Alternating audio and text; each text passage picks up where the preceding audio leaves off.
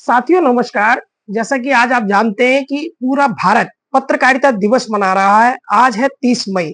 आखिर 30 मई को ही पत्रकारिता दिवस क्यों मनाया जाता है? इसकी शुरुआत हुई थी करीब-करीब 1826 में, जब पंडित जुगल किशोर शुक्ल जी का उद्दंत मार्तंड अखबार पहली बार 30 मई 1826 को प्रकाशित किया गया, जिसे कोलकाता में पब्लिश किया गया था। उसके बाद में ये शुरुआत मानी गई पत्रकारिता की, और तब से लेके आज तक यही विश्वास किया जाता है कि यही हमारा पत्रकारिता की स्थापना का दिन था, 30 मई। तब से लेके जब भी 30 मई आती है, हर साल हम लोग पत्रकारिता दिवस मनाते हैं। तो आज पत्रकारिता दिवस पर मैं बात करूंगा न्यूज में पीटीसी को लेकर कि पीटीसी क्या होती है, और एक न्यूज रिपोर्टर के नजरिए से, एक चैनल के नजरिए से और एक दर्शक के नजरिए से पीटीसी क्यों अहम हो जाती है, और पीटीसी के कितने प्रकार होते हैं, उनको किस किस नाम से जाना जाता है। इन तमाम बातों पर आज की इस छोटी सी वीडियो में हम चर्चा करेंगे जल्दी जल्दी। दोस्तों पहले मैं आपको बता देता हूं कि पीटीसी होता क्या है। कि पीटीसी का अर्थ होता है पीस टू कैमरा। जब कोई रिपोर्टर ग्राउंड पर जाकर कैमरे के सामने आकर चैनल से जुड़ता है, उसको पीटीसी कहा जाता है। पीटीसी चार तरह की होती है बेसिक तौर पर, जिसको कहा जाता है ओपनिंग पीटीसी यानी इंट्रो पीटीसी। यानी जब कभी किसी खबर की शुरुआत होती है तो उस वक्त रिपोर्टर आता है और उस खबर की भूमिका बांधता है कि आखिर ये खबर है क्या। जैसे कि उदाहरण के लिए मैं आपको एक एग्जांपल देना चाहूं कि इस वक्त हम खड़े हैं इंडिया गेट पर, और आज गर्मी के मौसम में थोड़ी राहत मिली तो हजारों सैलानियों ने आज इंडिया गेट का रुख किया है, और हम बात करेंगे एक एक करके तमाम उन सैलानियों से जो हमारे साथ जुड़े हुए हैं। तो यानी उसने बता दिया कि वो गर्मी की रिपोर्टिंग करने आया है और इस वक्त इंडिया गेट पे मौजूद है, और उसका विषय क्या है और वो किनसे बात करेगा। तो उसने खबर की भूमिका बांध दी। इसके बाद आता है मिड टर्म, जिसको ब्रिज पीटीसी भी कहा जाता है। अक्सर कई बार खबर लंबी होती है तो बीच में रिपोर्टर आता है, वो बताता है कि अभी तक आपने देखा कि यहाँ किस तरह लोगों ने शिकायत की जनप्रतिनिधि से कि उनके यहाँ सफाई का जो मामला है वो काफी लंबित है। और ऐसे में अब बात करेंगे जनप्रतिनिधि से कि आखिर उनका क्या कहना है इस सफाई मुद्दे को लेकर के। यानी उसने दो चीजों को आपस में जोड़ दिया कि पहले लोगों की जो बातें थी वो रख दी, और उसके बाद में अगले चरण में वो जनप्रतिनिधि की बात रखना चाहता है।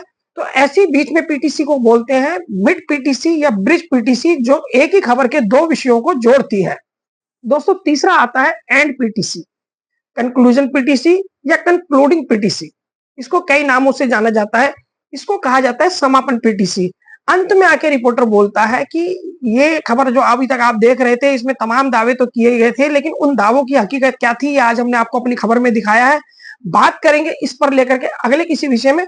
तो इस तरह की जब कोई रिपोर्टिंग करते हुए पीटीसी एंड में आती है, उसको कंक्लूडिंग, कंक्लूजन या एंड पीटीसी कहा जाता है, जिसका हिंदी में अर्थ होता है समापन, यानी निष्कर्ष करते हुए समापन। ये तो हुई दोस्तों तीन पीटीसी जो न्यूज में खास तौर पर यूज की जाती है। चौथी होती है फैक्चुअल पीटीसी। फैक्चुअल पीटीसी का मतलब होता है कि जब आप किसी आरबीआई के या युद्ध के, शेयर बाजार के या किसी अन्य चीज से जुड़े क्राइम में भी आंकड़े रखे जाते हैं, जहां फैक्चुअल फैक्ट्स रखे जाते हो यानी आंकड़े रखे जाते हो, उसको फैक्चुअल पीटीसी कहा जाता है। इसका स्टार्टिंग, ओपनिंग, मिड या एंड से कोई लेना देना ही नहीं होता। ये सिर्फ फैक्चुअल पीटीसी होती है। जैसे मान लीजिए कहीं ब्लास्ट हुआ और उसके बाद जब रिपोर्टर जाता है तो वो ये कहता है कि देखिए किस तरह तस्वीर बदल गई। कुछ देर पहले यहाँ तमाम लोग जो थे वो हंसी खुशी यहाँ से गुजर रहे थे, अचानक देखते ही धमाका हुआ और लोगों की जिंदगी पर वो भारी पड़ गया। और यहाँ अभी तक फिलहाल मिली खबरों के अनुसार यहाँ पर 17 गाड़ियां फायर ब्रिगेड की पहुंची और 3 गाड़ियां एम्बुलेंस की पहुंची, और यहाँ पर 12 लोगों के जख्मी होने की बात कही जा रही है, जिनमें से अभी तक ये भी समाचार प्राप्त हो रहा है कि 3 लोगों की मृत्यु हो गई है, जो बुजुर्ग बताए जाते हैं, जिनकी उम्र करीब 60 साल से ज्यादा है। तो इन तमाम बातों में उसने मौके से फैक्ट्स रखे, इसको फैक्चुअल पीटीसी कहा जाता है। दोस्तों आपने पीटीसी के प्रकार सुन लिए, इंट्रो पीटीसी, ओपनिंग पीटीसी जिसको कहा जाता है, या मिड ब्रिज पीटीसी, या एंड कंक्लूडिंग कंक्लूजन पीटीसी। और इसके बाद फैक्चुअल पीटीसी का भी मैंने आपको उदाहरण दे दिया है। एक पीटीसी और है लाइव पीटीसी, जिसको लाइव के दौरान एक ही जगह खड़े रहकर रिपोर्टर सीधा संवाद करता है, लगातार उस खबर में जुड़ा रहता है, उसको लाइव पीटीसी कहा जाता है। ये पीटीसी के प्रकार हैं जो मैंने आपको बताए, और इसके अलावा इनको अलग अलग नामों से जान लिया जाता है। जैसा जिसकी सुविधा लगती है वो उसके एक नाम दे दिया जाता है, लेकिन इसकी फॉर्म क्या होती है ये मैंने आपको बता दी है। अब अंत में चलते चलते आपको पीटीसी के बारे में एक दिलचस्प जानकारी और दे दूं कि पीटीसी से फायदा क्या होता है। पीटीसी से फायदा ये होता है कि जब भी कोई दर्शक किसी खबर को देख रहा होता है तो सबसे पहले चैनल की कोशिश रहती है कि वो उस दर्शक का भरोसा जीते, उस पर जो उसकी उम्मीदों पर खरा उतरने की कोशिश करे। तो इसके लिए होता क्या है कि ग्राउंड रिपोर्टिंग, पीटीसी का अर्थ होता है कि चैनल की ओर से वहां संवाददाता मौजूद है और वो संवाददाता आंखों देखा हाल बता रहा है, और आंखों देखा हाल बताने की वजह से दर्शकों का विश्वास बढ़ता है कि हमने जो खबर देखी वो वास्तविकता में उतनी ही सटीक है जितनी हमें दिखाई गई।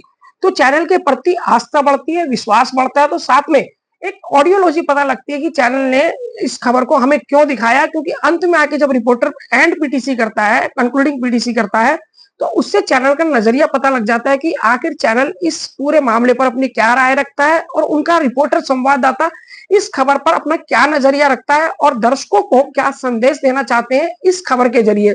जैसे मान लीजिए कहीं चोरी की घटनाएं बढ़ रही है, तो उसमें एनपीटीसी करते हुए अगर कोई रिपोर्टर आता है और वो सावधान करते हुए कहता है कि जब हमने बात की लोगों से तो उनका यही कहना था कि पुलिस वाले कहते हैं कि सोने की चैन या कड़े पहनकर या जेवर पहनकर आप सड़कों पर मत निकलिए, लेकिन सवाल ये उठता है कि ये डर तो आखिर चोरों के मन में होना चाहिए, जनता के मन में नहीं होना चाहिए।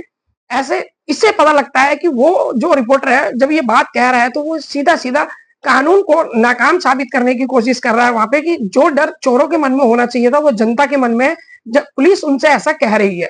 तो दोस्तों ये पीटीसी के कुछ फायदे होते हैं जिनको हमें समझना होगा। फिलहाल वीडियो कैसी लगी ये मुझे जरूर बताइएगा, और फिलहाल ये 30 मई पत्रकारिता के दिवस पर मैं इतना ही और आपसे लेता हूं इजाजत। होगी फिर मुलाकात। आप देखते रहिए न्यूज फोल्डर।